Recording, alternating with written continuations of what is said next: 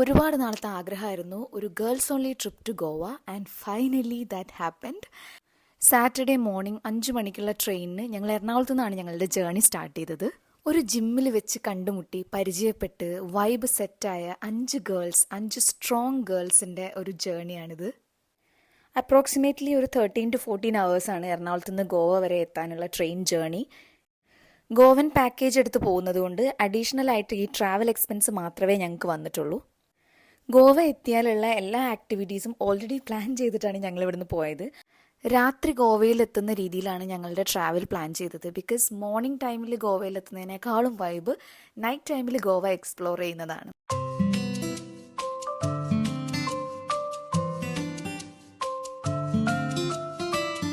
Night ഒരു 7 ആയപ്പോഴേക്കും ഞങ്ങൾ ഗോവയിലെത്തി. അവിടെ നിന്ന് ഞങ്ങളുടെ ടൂർ ഗൈഡ് ഞങ്ങളെ പിക്ക് ചെയ്തിട്ട് ഞങ്ങൾ സ്റ്റേ ചെയ്യുന്ന റിസോർട്ടിലേക്ക് കൊണ്ടുപോകായിരുന്നു ചെയ്തത്. ഞങ്ങൾ ഇറങ്ങിയത് മഡ്ഗോൺ റെയിൽവേ സ്റ്റേഷനിലായിരുന്നു. അപ്പോൾ അവിടെ നിന്ന് നോർത്ത് ഗോവയിലേക്ക് ഒരു 45 to 1 hour ജേർണി ഉണ്ടായിരുന്നു. ആൻഡ് അതുകൊണ്ട് തന്നെ ഞങ്ങൾ കുറച്ച് ടയേർഡായി റൂമിലെത്തിയപ്പോഴേക്കും. But if you are planning a trip to north Goa, Thivim ഒരു നല്ല ഓപ്ഷനാണ്. തിവിം സ്റ്റേഷനിൽ ഇറങ്ങിക്കഴിഞ്ഞാൽ നോർത്ത് ഗോവയിലേക്ക് കുറച്ചും കൂടെ എളുപ്പമാണ്. ബട്ട് ഞങ്ങളത് അത്ര ശ്രദ്ധിച്ചിട്ടുണ്ടായിരുന്നില്ല.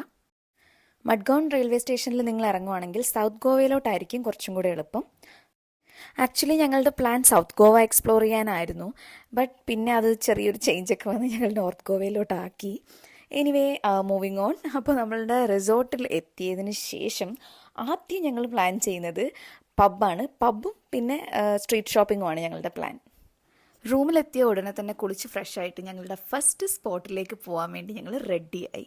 ഡിന്നർ കഴിക്കാൻ വേണ്ടി ബീച്ചിലുള്ള ഷാക്കിൽ പോകാനും അത് കഴിഞ്ഞിട്ട് പബ്ബിൽ പോകാനായിരുന്നു ഞങ്ങളുടെ പ്ലാൻ. അതുകൊണ്ട് തന്നെ പബ് ഔട്ട്ഫിറ്റിൻ്റെ കൂടെ ഒരു നല്ല ഹൈ ഹീൽസ് പെയർ ചെയ്യാൻ പറ്റാത്തൊരവസ്ഥയിലായിരുന്നു. അതുകൊണ്ട് നോർമൽ സ്ലിപ്പേഴ്സോ സ്നീക്കേഴ്സോ എന്താ ഇടേണ്ടതെന്നുള്ള കൺഫ്യൂസ്ഡ് ആയിട്ടിരിക്കുമായിരുന്നു. ഫൈനലി ഞങ്ങളുടെ നോർമൽ ഫുട്വെയർ ഇട്ടിട്ട് ഞങ്ങൾ ബീച്ചിലോട്ട് പോയി. ആൻഡ് ഫസ്റ്റ് സ്പോട്ട് എന്ന് പറയുന്നത് ബാഗ ബീച്ചായിരുന്നു. അത്യാവശ്യം നല്ലൊരു ഹാപ്പനിങ് ആയിട്ടുള്ള ബീച്ചാണ് ബാഗ ബീച്ച്. അതിൻ്റെ തൊട്ടടുത്ത് തന്നെ ടിറ്റോസ് ലെയിൻ ഉണ്ട്. അവിടെയാണ് മോസ്റ്റ് പോപ്പുലർ പബ്ബൊക്കെ ഉള്ളത് ഗോവയിലെ. അപ്പോൾ ഞങ്ങൾ ഫസ്റ്റ് പോയ ബാഗ ബീച്ചിൽ ഒരുപാട് ഷാക്സ് ഉണ്ടായിരുന്നു. ഷാക്സിൽ ബ്യൂട്ടിഫുൾ ആയിട്ട് അവർ ഡെക്കറേറ്റ് ചെയ്ത് വെച്ചിട്ടുണ്ടായിരുന്നു. ആൻഡ് ഓവറോൾ ആംബിയൻസ് അടിപൊളിയായിരുന്നു. ആൻഡ് അവിടെ ഇരുന്ന് ആ ബീച്ച് സൈഡിലുള്ള ഷാക്സിലിരുന്ന് ഫുഡ് കഴിക്കുക എന്ന് പറയുന്നത് തന്നെ ഒരു വൈബാണ്, പ്രത്യേകിച്ചും at night. As usual two wheeler എടുത്തിട്ടായിരുന്നു ഗോവ ഫുൾ കറങ്ങിയിട്ടുണ്ടായിരുന്നത്. ആൻഡ് ഈ 2-വീലർ ഞങ്ങളുടെ പാക്കേജിൽ ഇൻക്ലൂഡഡ് ആയിരുന്നു, എക്സെപ്റ്റ് പെട്രോൾ ആൻഡ് ഡീസൽ. പെട്രോളൊക്കെ അടിക്കുന്നുണ്ടെങ്കിൽ നമ്മൾ സെപ്പറേറ്റ് നമ്മളുടെ ഓൺ ക്യാഷിൽ ചെയ്യണം. Otherwise everything is included in this package. On the way തന്നെ ഒരുപാട് അടിപൊളി പബ്സൊക്കെ കാണുന്നുണ്ടായിരുന്നു. പക്ഷെ ഞങ്ങൾ ഉദ്ദേശിച്ചത് അത്യാവശ്യം നല്ല ഹാപ്പനിങ് ആയിട്ടുള്ളൊരു പബ്ബിൽ തന്നെ പോകണം എന്നായിരുന്നു. ആൻഡ് ഓൺ ദ വേ അടിപൊളി വ്യൂസ് ഉണ്ടായിരുന്നു. നൈറ്റിൽ പ്രത്യേകിച്ചും ഈ ഒരു റോഡിലൂടെ ഡ്രൈവ് ചെയ്യാന്ന് പറയുന്ന ഒരു നല്ലൊരു വൈബായിരുന്നു. ആൻഡ് ഓൺ ദ വേ നല്ലൊരു ഷോപ്പിംഗ് സ്ട്രീറ്റൊക്കെ കാണുന്നുണ്ടായിരുന്നു. ടിറ്റോസ് ലൈനിലേക്ക് കയറുന്നതിന് മുന്നേ ഉള്ള ഒരു ഷോപ്പിംഗ് സ്ട്രീറ്റാണിത്. അത്യാവശ്യം നല്ല സാധനങ്ങൾ, പ്രത്യേകിച്ചും നല്ല നല്ല സ്യൂവനീസ്, അതേപോലെ തന്നെ ഡ്രസ്സസ് എല്ലാം നല്ല അഫോർഡബിൾ പ്രൈസിൽ ഈ ഒരു സ്ട്രീറ്റിൽ അവൈലബിൾ ആണ്. ഈ ഒരു ഷോപ്പിംഗ് സ്ട്രീറ്റിലൂടെ പോയിട്ട് നേരെ കയറുന്നത് ടിറ്റോസ് ലൈനിലോട്ടാണ്.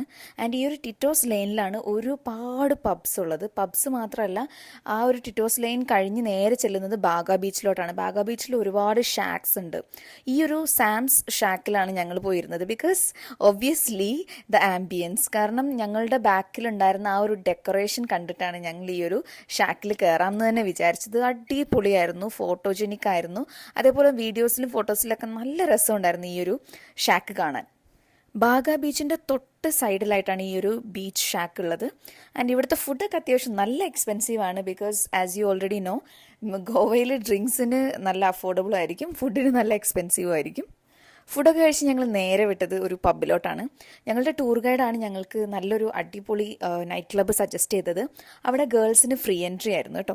അപ്പോൾ ഗേൾസ് ഗ്യാങ് ആയിട്ടൊക്കെ വരുവാണെന്നുണ്ടെങ്കിൽ ഈ ഒരു മാംബോ എന്ന് പറഞ്ഞിട്ടുള്ള ഈ ഒരു പബ്ബിൽ ഗേൾസിന് ഫ്രീ എൻട്രി ആണ്, അതേപോലെ തന്നെ ഫ്രീ ഡ്രിങ്ക്സും ആയിരിക്കും. അപ്പോൾ നിങ്ങൾ ഈ വഴി വരുന്നുണ്ടെങ്കിൽ എന്തായാലും ഈ ഒരു പബ്ബ് ട്രൈ ചെയ്യുക. It was Litt.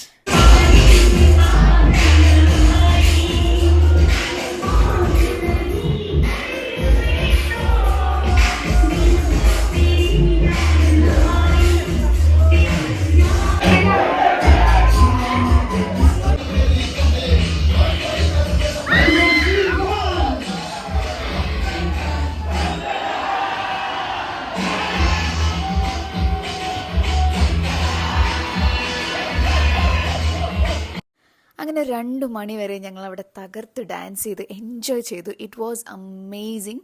ആൻഡ് ഞാൻ ഫസ്റ്റ് ടൈമാണ് ഇത്രയും ഒരു ഗേൾ ഫ്രണ്ട്സിൻ്റെ കൂടെ പബ്ബിലൊക്കെ പോയി എൻജോയ് ചെയ്യുന്നത്. And I loved it.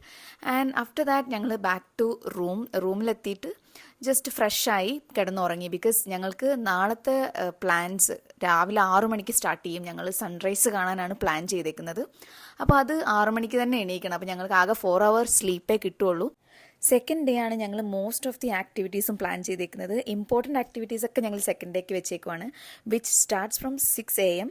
അപ്പോൾ ഗോവയിൽ എക്സ്പ്ലോർ ചെയ്യേണ്ട കുറച്ച് അടിപൊളി പ്ലേസസ് ഒക്കെ നെക്സ്റ്റ് വീഡിയോയിൽ കാണിച്ചു തരാം. അപ്പോൾ till then bye, signing off.